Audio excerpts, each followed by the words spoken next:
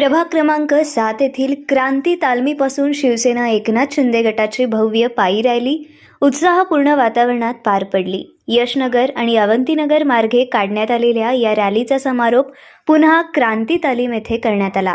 या रॅलीमध्ये प्रभाग क्रमांक 7 चे उमेदवार अमोल शिंदे, अनिकेत पिसे, ज्ञानेश्वर सपाटे, माजी नगरसेविका रेखा सपाटे, संकेत पिसे, प्रकाश अवस्थी यांच्यासह परिसरातील नागरिक आणि महिलांची मोठ्या संख्येने उपस्थिती होती। महिलांचा वाढता सहभाग विशेष लक्षवेधी ठरला।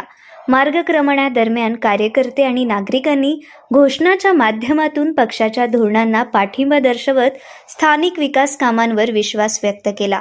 प्रशासनाच्या सहकार्यामुळे रॅली शांततेत आणि सुव्यवस्थितपणे पार पडली।